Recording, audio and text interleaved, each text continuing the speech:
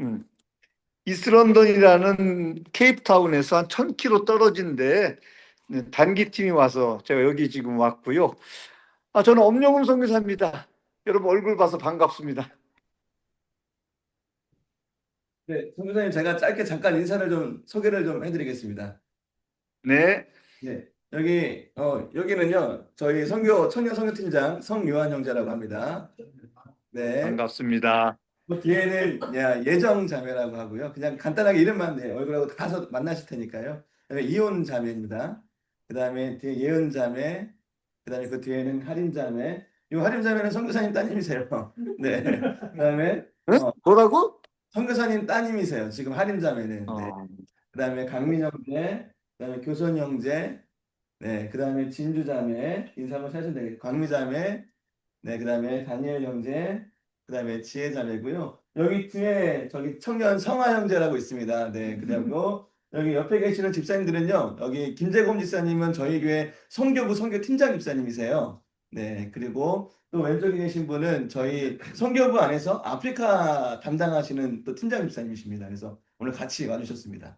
네, 그렇게 저희가 모여 있고요. 지금 청년들이 총 13명, 그 다음에 부장 집사님하고 저하고 이렇게 해서 15명에다가 혹시 작년 한두 명 정도랑 저희 안에까지 갈 수 있으면 아마 가게 될 것 같습니다. 그렇게 지금 선교팀원이 구성이 되어 있고요. 그 다음에 이제 역으로 제가 좀 선교사님을 잠깐 소개를 해드리겠습니다. 여기 엄영훈 선교사님은 제가 남아공에서 3년 동안 있을 때, 제가 정말 존경하고 같이 사역도 하고 또 교제도 했던 선교사님이시고요. 그 다음에 아프리카 리더십 센터라는 그 네트워크 선교 사역을 지금 중심적으로 해서 여러 가지 사역들을 지금 하고 계십니다. 그래서 연세가 있으신 것 같지만 청춘이십니다. 네, 네, 생각하시면 되고요. 네.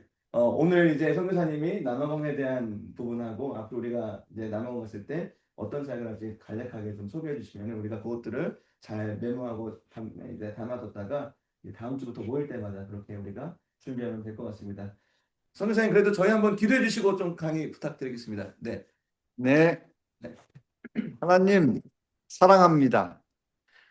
우리를 구원해 주시고 우리를 통해 이 땅에 하나님 나라를 이루어 가시는 우리 하나님이심을 감사드립니다. 또 우리를 불러서 복음의 역분으로 삼아 주시고 우리 주님께서 원하셨던 하나님 나라를 이 땅에 이루어 가신 하나님, 여기 함께 대화하며 함께 나누며 살아계신 주님을 경험케 하시고 하나님의 비전을 꿈꾸는 저희들 되게 해주셔서 온전히 이 땅 가운데 하나님 나라 이루게 하옵소서.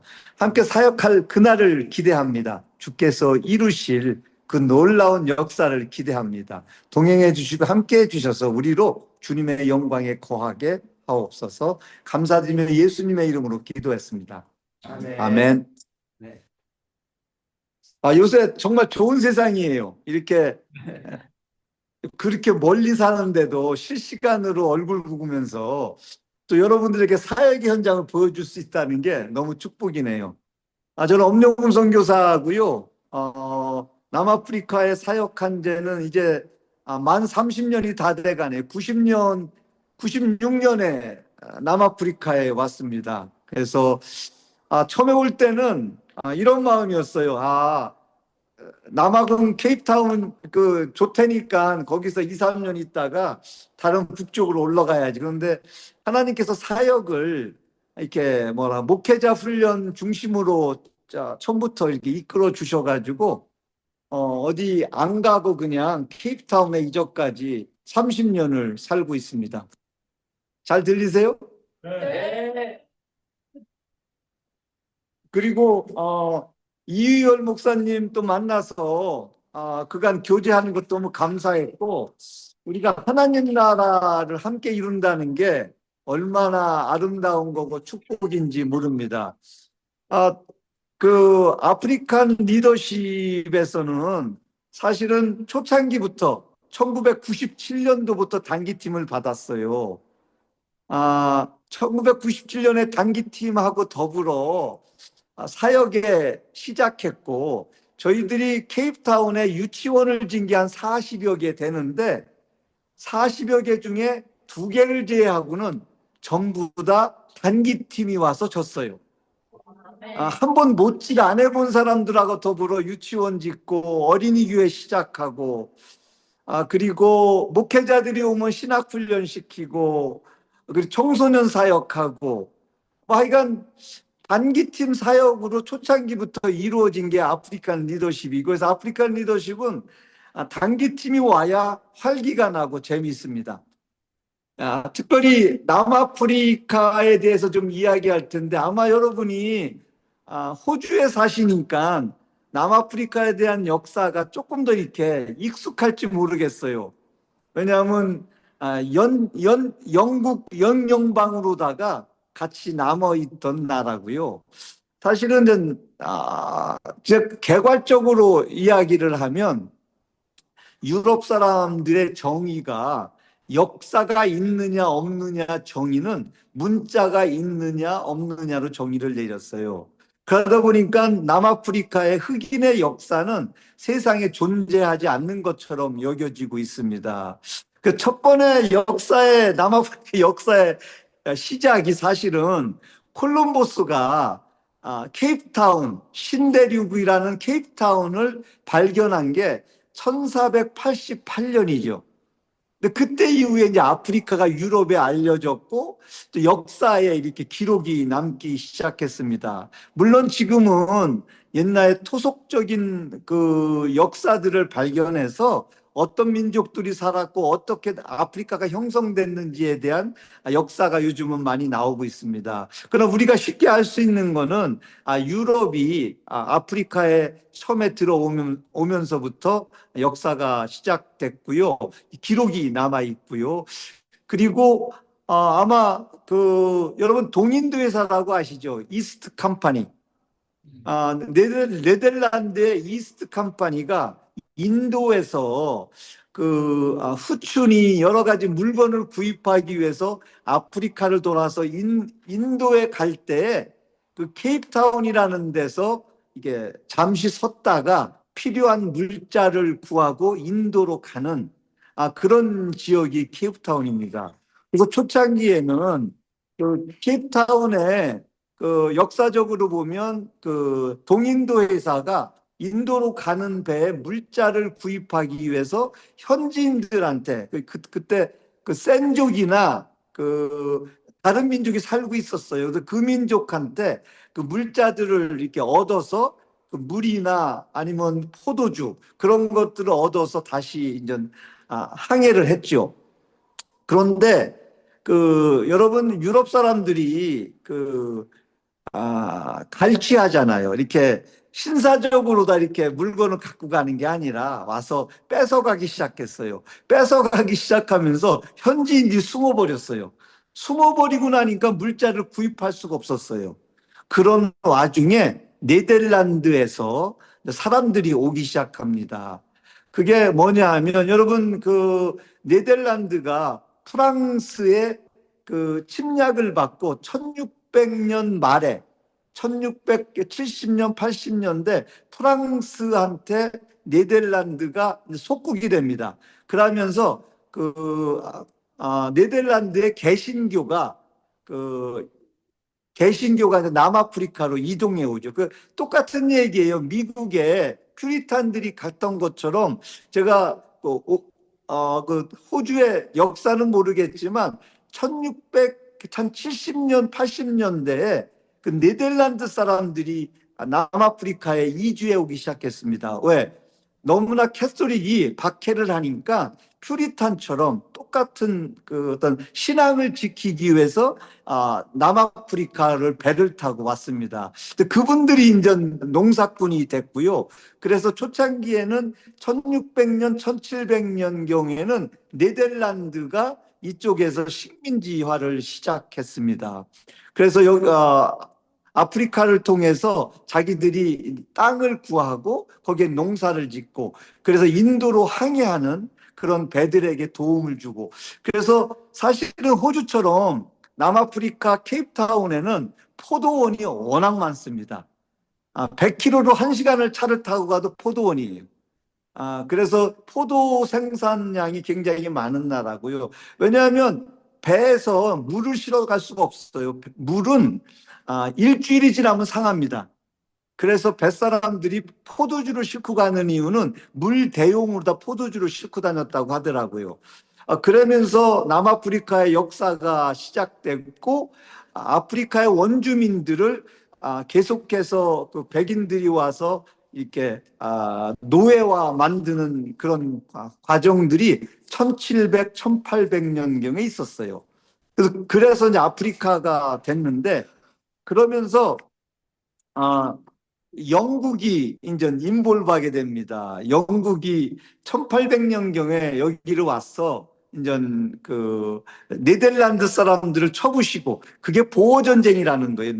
보호라는 말은 농사꾼이란 말인데, 그 네덜란드의 농사꾼들을 그 영국 사람들이 그 네덜란드를 점령하듯 남아프리카를 점령해서 1842년 이후에는 남아프리카가 영국령으로 들어갑니다. 그런데 아프리카에 사는 여기 백인들이 와서 네덜란드 사람 이주해 가면서 자꾸만 법적으로다가 흑인 현지인들을 노예로 삼기 시작했어요. 근데 여러분 아세요? 영국에서, 저도 정확하게 몇 년도는 모르지만 1800 몇 년도에 그 노예법을 폐지했습니다. 그 영국이 지배하는 나라에는 노예를 못 두게 영국에서 강압적으로 했어요. 근데 강압적으로 하다 보니까 남아프리카의 그 네덜란드 사람들이 또 영국 사람들과 더불어서 영국의 지배권을 벗어나려고 굉장히 노력을 해요. 그래서 1910년도에 네 개 지역이 독립을 해서 남아공 연방이라는 걸 만들어요. 그래서 연방을 만들었지만, 그래도 영국의 지배를 받긴 했지만 계속해서 영국하고 싸웠죠. 아마 호주에서 개척하면서 법하고 그 남아공의 연방에 생긴 법이 달라요. 그 법이 다른 거는 그때 법이 생길 때 남아프리카는 노예 제도를 계속 갖고 있었고, 그거는 영국이 굉장히 싫어하지만 너무 멀어서 영국에서 군대를 파송할 수 없이 그냥 남아프리카는 그런 법 제도가 있었습니다.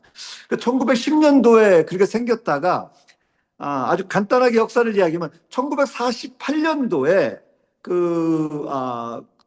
국민당이 선거에서 이기면서 뭐예요? 차별법을 시작합니다. 그게 뭐냐면 그 인종차별에 대한 남아프리카 영어로다가 아파테이트라는 걸 시작합니다. 아파테이트라는 거는 뭐냐면 백인은 백인대로 살고 흑인은 흑인대로 살고 칼라는 칼라대로 살자. 뭐 의미는 굉장히 좋은데 결국은 백인들이 흑인들을 그 노예로 부려서 자기들끼리 편하게 살겠다는 거예요. 그러면서 1952년도에 이런 참 재밌는 일이 일어나요. 국회에서 어떤 법을 발의하느냐 하면 흑인하고 백인은 결혼할 수 없다. 칼라하고 흑인은 결혼할 수 없다. 백인하고 칼라하고는 결혼할 수 없다. 그러니까 법적으로다가 결혼을 못하게 하고, 그 법에 명시된 게 뭐냐면 다른 민족끼리 성행위를 하면 그게 범죄예요. 그런 법까지 나오면서 흑인은 흑인대로 백인은 백인대로 살아가는 그런 나라가 이룩되고, 1960년대 와서 아주 그 법이 강화돼서 결국은 그 흑인들한테는 아이디라는 그 종이 쪽지를 갖고 다녀야 되고, 밤에는 흑인들은 돌아다니지 못하게 하고, 그리고 주말에는 거주의 한계를 있어가지고 자기 거주지를 벗어날 수 없는 법을 만듭니다. 사실 1948년도에 그 아르파이트가 생기면서 옛날에는 흑인도 군인이 있었고 칼라인도 그 군인이 있었어요. 그런데 칼라와 흑인의 군인 제도를 싹 없애고 군인을 백인만 가요. 경찰도 백인만 되고요. 그래서 결국은 백인이 통치하는 나라로 만들었죠. 그게 1960년대에는 그런 와중에서도 경제가 굉장히 개발됐습니다. 왜냐하면 남아프리카에는 다이아몬드하고 금이 아주 굉장히 많아요. 그러다 보니까 그 백인들이 다이아몬드하고 금을 자기들이 다 독식하게 되죠. 그리고 흑인들은 그 광산의 광부로, 다이아몬드 광산의 광부로 써서 백인들이 어마어마한 부를 챙겨서 이전까지 남아공의 역사가 시작됩니다. 그러면서 1974년도부터 아르팟 정부가 백인 정권이 이제 힘을 잃기 시작해요. 왜냐하면 1948년에 그 아르파트를 시작하면서 유엔에서 반대를 해요. 그 말도 안 된다. 무슨 노예냐? 니들끼리 어떻게 그렇게 사냐? 해서 1960년대부터 유엔에서 아주 생션을 합니다. 참 특별하죠? 30년을 생션을 했는데 잘 살아요. 남아프리카 백인들이 그만큼 노력도 하고 그만큼 열성적으로 살았던 건 사실인 것 같아요. 그래서 그 세계적인 생션을 30년 이상 하면서도 자기들의 입장을 지키긴 했죠. 그런데 국제적인 추세를 어떻게 할 수가 없어서 마지막 백인 대통령인 그 이름을 금방 잊어버렸네. 마지막 백인 대통령이 사실 유엔 평화상을 받았습니다. 저 노벨 평화상을 그 넬슨 만델라 대통령하고 같이 받았는데 디클락이라는 분이 대통령에 있을 때 참 그분이 위대한 분이세요. 참 어떻게 보면 만델라보다 더 위대한 분입니다. 그분이 세계적인 정세를 읽고 어, 아, 그 법을 바꿔서 흑인들한테 그 동등한 그 투표권을 주려고 그분 때 시작을 해요.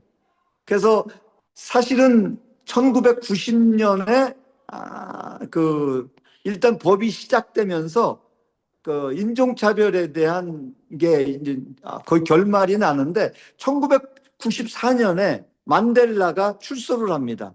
출소를 하면서 이제 그 정책이 끝나고 그 디클락 대통령이 참 저는 보면서 대단한 분인 게 이런 거예요. 만델라를 과도 정부의 대통령으로 만들어주고 디클락이 부통령이 됩니다. 대통령이었던 사람이. 참 놀라운 일이죠. 그래서 정권을 흑인 정권에 이양을 하고 본인이 부통령직을 처음에 하다가 사임을 해요. 사실 그런 와중에서 만델라를 세웠고 만델라는 본래가 변호사 출신입니다. 왕족이에요. 공부를 제대로 한 사람이에요. 근데 만델라는 굉장히 온건파입니다.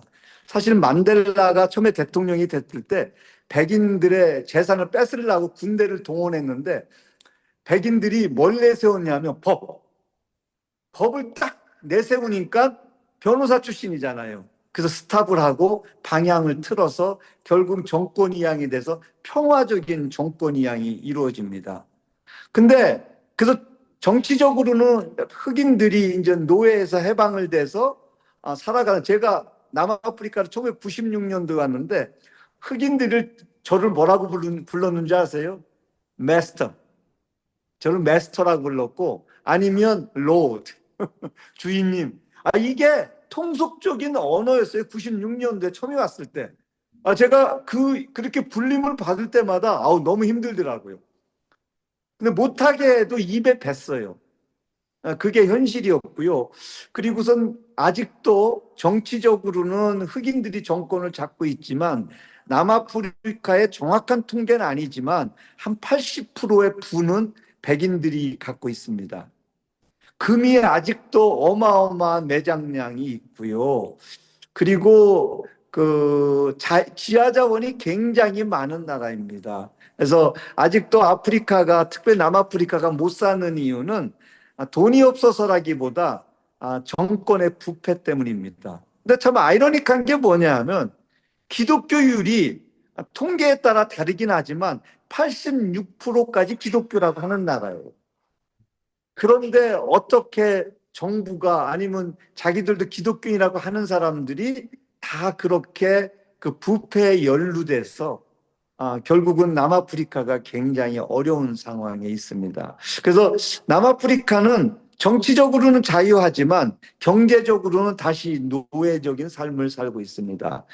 특별히 백인 흑인들은 평균 25%의 남아프리카 25%의 국민들이 US 달러 하루에 US 달러 1불 25전에 살아가요.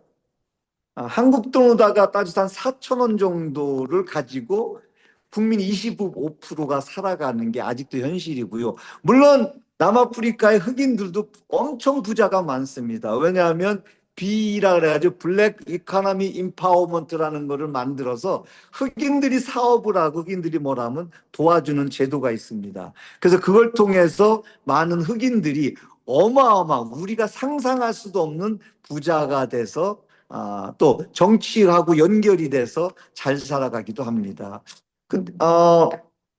남아프리카는 어떤 도시든지 백인들 잘 사는 마을이 있고 그 옆에 흑인 마을이 양철집을 짓고 사는 흑인 마을이 있습니다. 특별히 케이프타운을 이야기하자면 케이프타운 인구가 400만 정도 되는데 흑인이 한 200, 30만 됩니다. 아마 여러분이 오셔서 사역할 지역을 칼리처라고 부르는데 흑인 밀집 지역인데 한 100만이 살아가요. 여러분 100만이 얼마나 많은 인원인 줄 아세요? 시드니의 인구가 얼마가 돼요? 혹시? 목사님, 시드니 인구가 얼마가 돼요? 잘 모르겠어요. 모르나?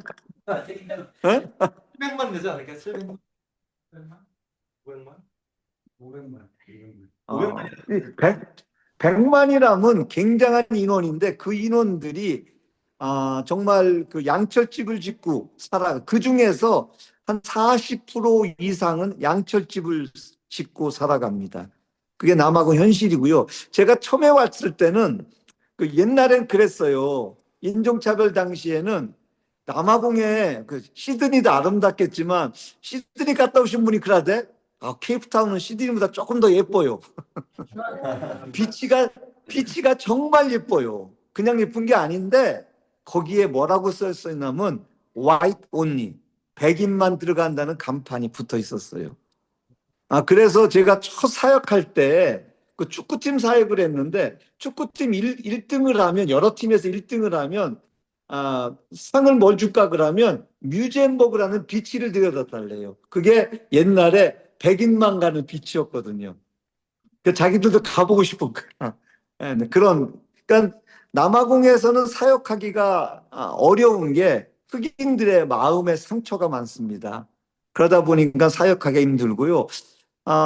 남아프리카는 그래도 굉장히 공화국으로 정책을 잘하려고 노력을 많이 했고요. 그리고 남아프리카의 헌법은 다시 써졌습니다. 인종차별이 끝나면서 만델라가 대통령이 되면서 헌법을 다시 썼는데 사실 그 헌법이요. 세계적으로 아마 가장 앞서가는 헌법이에요. 왜냐면 다른 나라는 헌법이 오래된 거를 고치고 판례 생기고 막 그래서 여기까지 왔잖아요. 근데 남아프리카는 전 세계의 헌법을 다 모아가지고 최고 아름다운 헌법으로 만들었어요. 너무 헌법이 아름답고요. 어떤 게 좋으냐면 남아프리카에는 국어가 11개예요. 11개. 상상해 가세요. 제가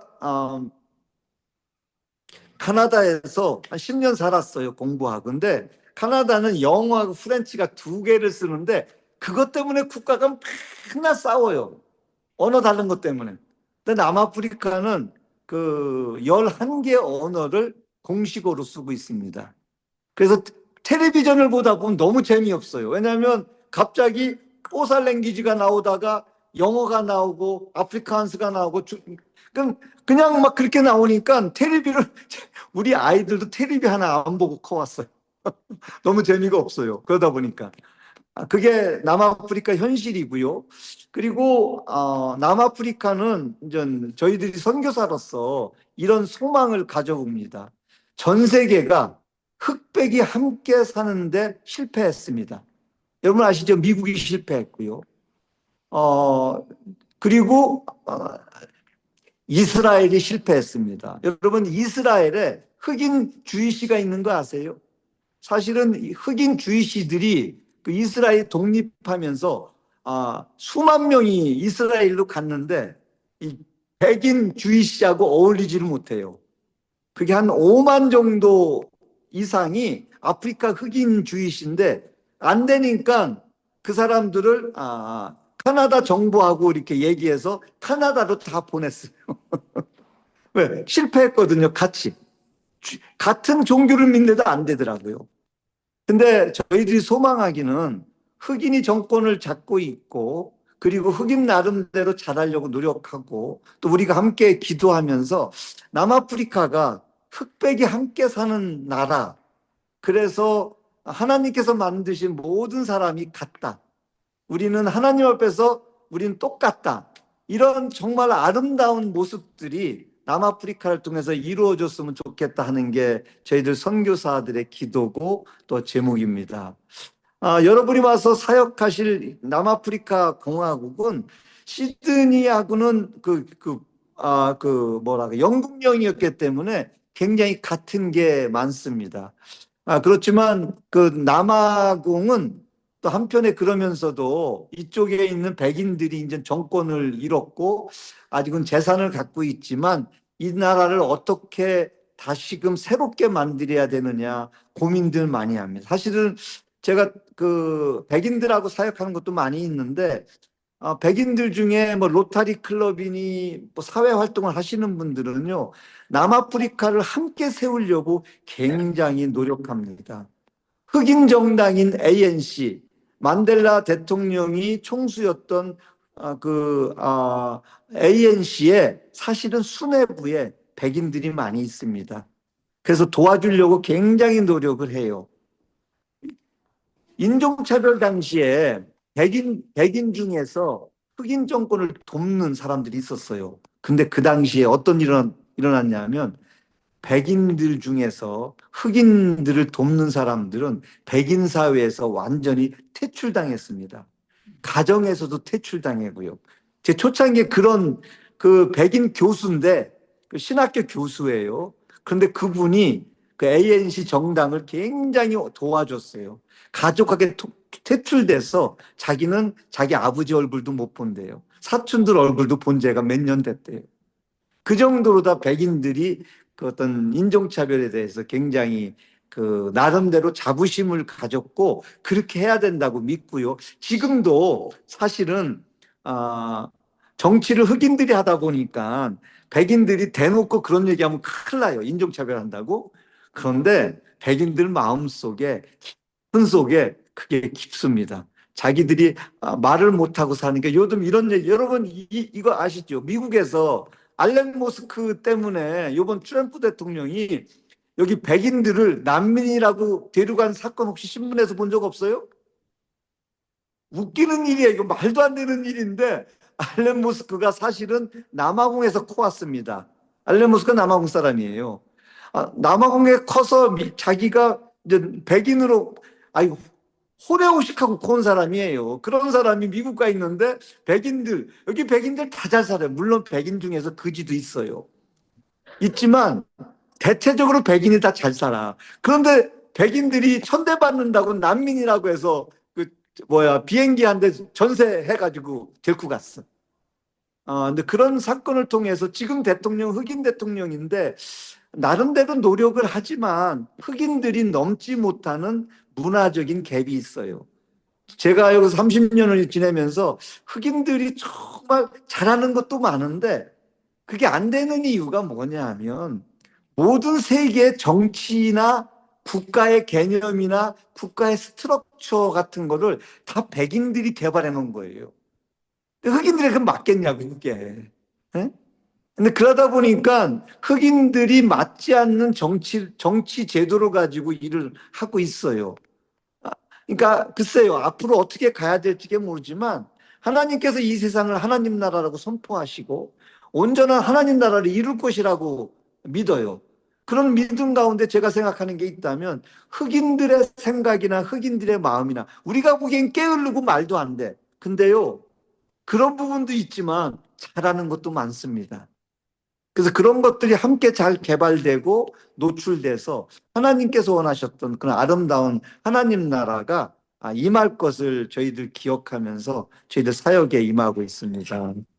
혹시 질문 있으세요? 왜냐하면 뭐 몇백 년의 역사를 이렇게 30분에 할 수는 없지만 하여간 이렇게 간단하게 제가 말씀을 드렸고요. 그게 지금 남아프리카 역사의 현장이고, 그다음에 케이프타운은요.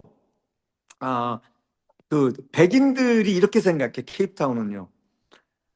우리 딸이 한 1200km 떨어진 북쪽에 일을 하게 됐어요. 그래서 거기를 갔다가 교회를 방문했어요. 근데 그 교회에서 백인 분들이 케이프타운으로 이사하게 됐어. 그랬더니 목사가 소개하는데 뭐라고 소개하느냐 하면 They move into promised land.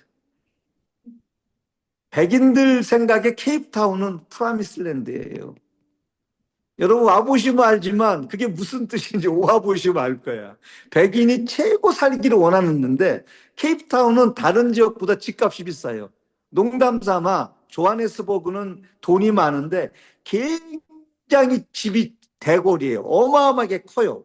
그런데 그 어마어마하게 큰 집을 팔아서 케이프타운에 아파트 산다 그래.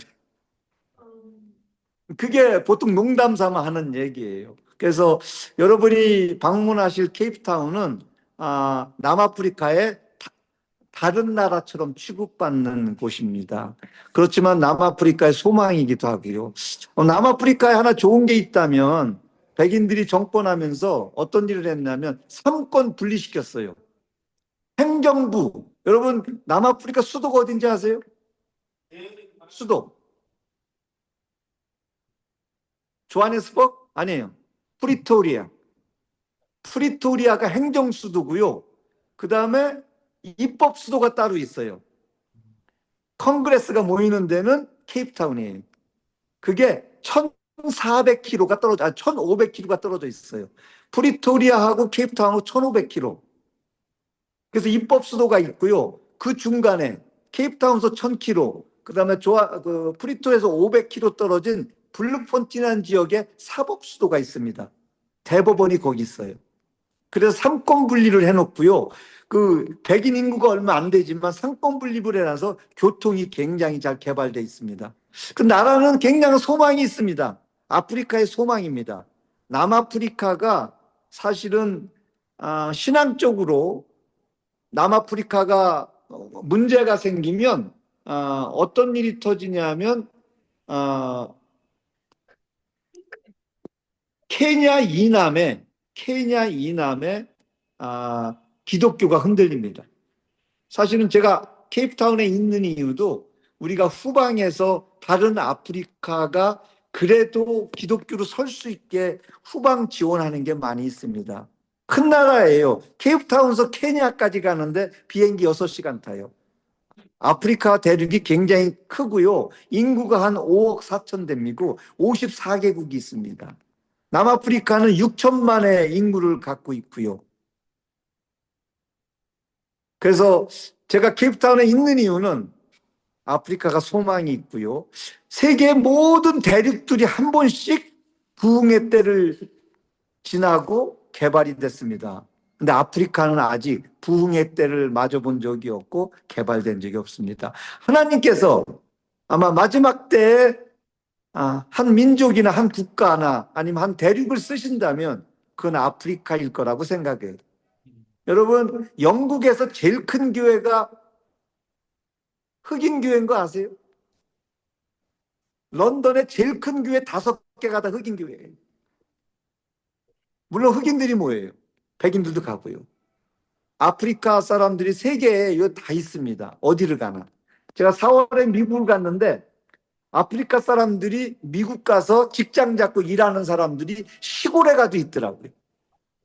그런 걸 보면서 아프리카에서 좋은 교육을 시킨다면 아마 새로운 나라가 될 거라고 생각합니다. 여기까지 하겠습니다. 질문 있으면 해주시고요. 남아공에 대해서 궁금한 거 없어요?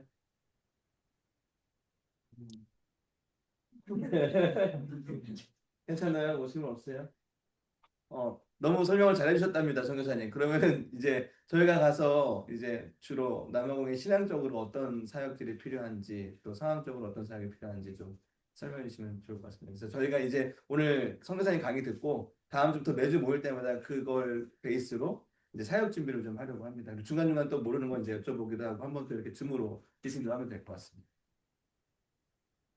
사실은 저희들 아프리칸 리더십이 형성된 지가 1999년도에 남아프리카에 NGO로 등록을 해서 이전까지 사역을 하고 있고요. 여러 민족이 함께 사역을 해왔고요.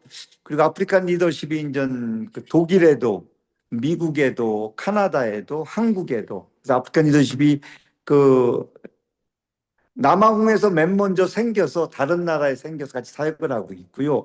그 사역은 다양합니다. 여러 가지 사역을 하는데 그 선교사들도 여럿이 있고, 여러분이 오시면 케이프타운에 6가정이 한꺼번에 사역합니다. 그래서 6가정이 사역하는 걸 다 같이 가서 여러분 협력해 줄 수는 없지만 아마 최대한 많은 선교사님들하고 같이 사역을 하게 될 거고요.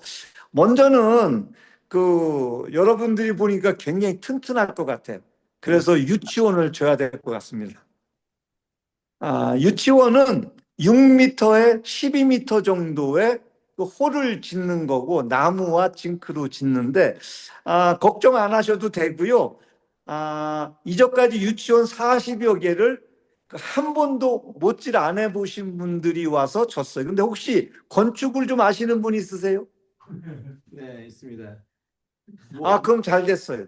건축하시는 분 조금 더 이렇게 깨끗하게 아름답게 더 나올 수가 있고요. 여러분이 지금 제가 아마 오늘이나 내일 기도 편지를 보내드릴 게 뭐냐 하면 여러분뿐만 아니라 제가 기도 편지 나누시는 분들한테 보낼 게 유치원 건축에 관한 거예요. 여러분이 오기 전에 아마 모금이 다 돼서 그 유치원을 질 수 있을 것 같아요. 그래서 오늘 제가 그걸 보내는데 유치원 건축은 한 3, 4일이면 기본이 다 끝나요. 기본이. 아마 그러면서 유치원 건축하는 데서 아이들을 모아서 거기서 어린이 교회를 할 거고요. 그래서 매일매일 건축을 한다기보다 거기서 아이들하고 놀아가면서 재미있게 교제해가면서 그리고 어린이 교회도 하고 유치원 지는 사역을 하실 수 있고요. 그리고 교도소 방문을 좀 하려고 그래요. 청소년이라기보다 한 20, 30대가 있는 교도소에 방문해서 여러분들이 신앙 간증과 거기 한 3, 40명, 4, 50명 모이면 같이 이렇게 상담이나 대화할 수 있는 사역도 여러분이 해주셨으면 좋겠고요. 오늘 여기 지금 사역하는 것처럼 학교를 방문해서 이제 학교의 교실에 여러분들 제가 이거 물어봐도 물어봐야겠네. 영어에 아무 문제 없죠? 네, 대부분 그러니까 예, 영어에 문제 제가 사실은 이런 얘기 드릴게. 한 10년 전까지만 해도 한국에서 단기팀을 안 받았어. 주로 카나다, 미국에서 단기팀을 받아서 오자마자 영어권이니까 복음 전하고 카카오 방문하고. 여러분 호주에서는 그거 방문 여러분 복음 전하고 싶어도 이렇게 문 두드리는 거 호주는 돼요? 쉽지는 않습니다. 안 네. 되죠. 말도 안 돼. 근데 여러분 남아프리카는 아직도 그냥 아무 집이라서 문 두드리고 복음 전할 수 있어. 여러분이 여러분의 간증과 더불어서 복음 전할 수 있는 준비를 하셨으면 좋겠어요. 뭐 사형리를 암기하고 오든지 뭐예요 이수리 이벤젤리즘 수리를 공부하고 오든지 로만스 로드를 공부하든지 하나는 달달달달 외워갖고 오세요. 그리고 남아공에 대개 흑인들이 영어를 하는 사람이 많지만 못하는 사람이 있어서 통역도 우리가 붙여서 아마 여러분들이 와서 좀 복음을 전해줬으면 좋겠어요. 사실은 선교의 쌍기초가 복음 전하는 거예요. 아멘. 그래서 여러분들이 오셔서 유치원 짓는 동안에도 팀으로 짜서 나가서 카카오 복음 전화도 되겠습니다. 그거 좀 많이 했으면 좋겠고요. 여러분 오셔서. 그리고 어린이 교회를 좀 담당해 줬으면 좋겠어요. 여러분이 유치원 질 장소에는 제가 생각하기에는 하기학교나 동계학교 하듯이 한 3번 세 번 정도 이렇게 계속 연속적으로 할 수 있는 걸 좀 준비해 왔으면 거기에서 유치원 지면서 매일 어린이 교회를 같은 애들이 오니까 할 수가 있을 것 같습니다.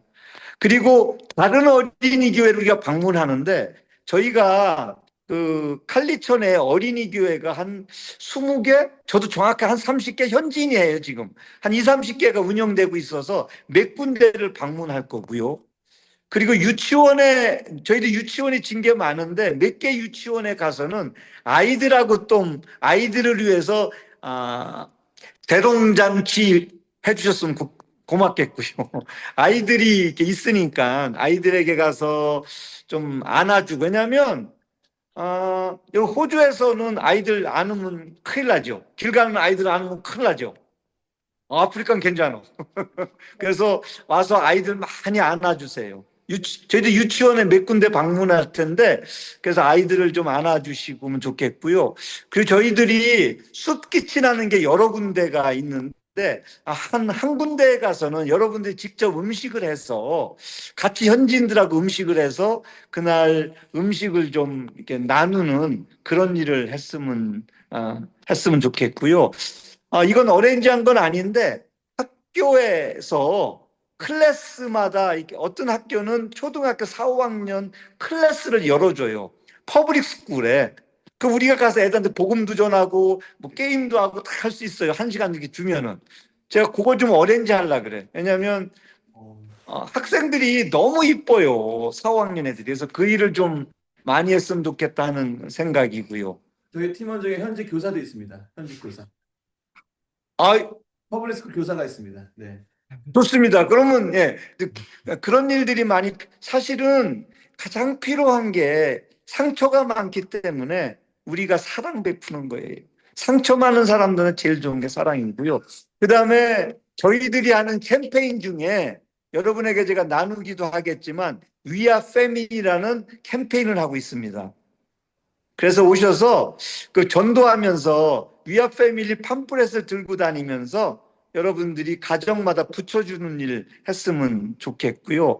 그러니까 복음이 복음되게 하는 일을 우리가 지금 하려고 노력하고 있습니다. 복음이 복음됐으면 좋겠다는 생각이고요. 그리고 주일날 예배에 가서 그러니까 제가 교회에서 가장 현지인이 은혜 받는 게 목회자 설교가 아니고 간증이에요. 여러분들 삶의 간증 스토리들을 좀 와서 간증해 주셨으면, 그리고 목사님 설교 준비해 주셨으면 좋겠고, 짧게라도. 아니, 안 해도 됩니다, 선교사님. 자, 아마 사역이 이렇게 아마 다양하게 이루어질 거라고 생각이 들고요. 여러분이 오면은 저도 남아공에 있는 우리 함께 사역하는 선교사님들과 이제 같이 또 상의해서 구체적인데 요 안에서 사역들이 대부분 이루어질 거라고 제가 생각해요. 선교사님, 아니면 새로운 거 혹시 나는 이런 사역을 하고 싶다. 왜냐하면 남아프리카는 여러분 하고 싶은 걸 다 할 수 있어요. 그러니까 나는 이런 거 하고 싶다 하시는 분 말씀해 주시면 준비하겠습니다. 왜냐하면 우리가 평생을 살아가는데 선교지에서 해보고 싶은 거 한번 해야 될 거 아니에요? 그죠? 네. 그래서 하고 싶은 것을 말씀해 주시면 준비하겠습니다. 네, 한번 그것도 좀 상의해서 내려드리겠습니다. 근데 아마 지금 말씀하신 것만은 충분하지 않을까 싶은데, 네, 예. 고민해 보겠습니다. 근데 선교사님 한 가지만 조금 제가 한번 또 말씀 부탁드리고 싶은 게 예. 아까 말씀하셨지만 남아공에 기독교가 대부분 많지만 그럼에도 불구하고 흑인 지역에서 복음이 필요한 이유나 또 지금 흑인들 사회가 어떤지 조금 한번 더 선교적으로 좀 예, 그 얘기를 해드릴게요. 왜냐하면 제가 칼리처 지역을 교회 리서치를 2번 했어요. 첫 번에 리서치는 1999년도에 18개월 동안 했어. 18개월 동안 교회를 방문했어요. 그 당시에 인구가 한 70만이었다고 생각이 들어가는데, 정부 통계로. 그런데 교회 가서 예배 드리는 사람 제가 다 씌웠어. 씌웠는데 교회를 발견한 게 한 450개는 교회 건물이 있는 게 아니에요. 다 가정에서 예배 드려서 크게 노랫소리가 들리면 주일날 지나가다 문 두드려봐. 예배인지 아니면 라디오 소리인지. 그래서 교회를 450개 교회를 18개월 동안 그 리서치해서 찾았어요. 그래서 교회 인원을 쉬어서 또 합산을 해보니까 실제로 교회 가는 인원이 450개 교회에 한 7천 명 정도밖에 안 돼요. 교회에 주일날 앉아 있는 사람이. 그런데 우리도 교회가 그렇잖아요. 교회가 되게 바빠서 못 나가는 사람이 있어서 한 50%만 나온다고 쳐서 배로 해봐. 그래서 14,000명. 그런데 주일날 14,000명, 70만 중에. 근데 그래도 1년에 뭐 한두 번씩 가는 사람까지 다 따져도요. 70만 중에 제 생각엔 3만, 4만을 안 넘어갈 것 같아. 실제로 교회에 연관돼서 다니는 사람들이. 그러니까 실제 교인은 5%밖에 안 돼요. 5%. 또 그것과 들어온 문제가 뭐냐 하면 목회자들의 얼만큼 훈련을 받았나. 목회자들의 95%가 신학교 문턱을 안 갔습니다. 95%가. 근데 어떻게 목사야? 말 잘한다고 해서 목사 시켰고요. 기도 잘한다고 해서 목사 시켰고요. 아니면 지가 설교하다 보면 사람이 모이니까 스스로 안수한 것 같아. 이런 교회가 부지기수입니다. 그래서 제가 사실은 남아프리카의 제 전문이 목회자 훈련이에요. 목회자 훈련. 훈련받지 않은 사람 목회. 그래서 저희들 신학교도 있고요, 사실은. 근데 그게 현실이고요. 근데 왜 그렇게 통계가 높으냐? 내가 부모가 감리교를 다녔어. 그러면 나도 당연히 감리교야. 교회는 한 번도 안 가봤는데.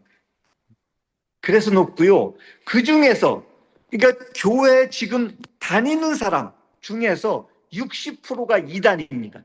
이단이라고 표현할게요. 자이언 처치라고 해요. 자이언 처치. 그건 뭐냐면 한 손에는 예수님, 한 손에는 조상신. 이렇게 있는 교회가 현재 교인 수의 60%가 그래요. 그래서 여러분 와보시면 하얀 가운 입고 예배 드리는 사람이 많습니다.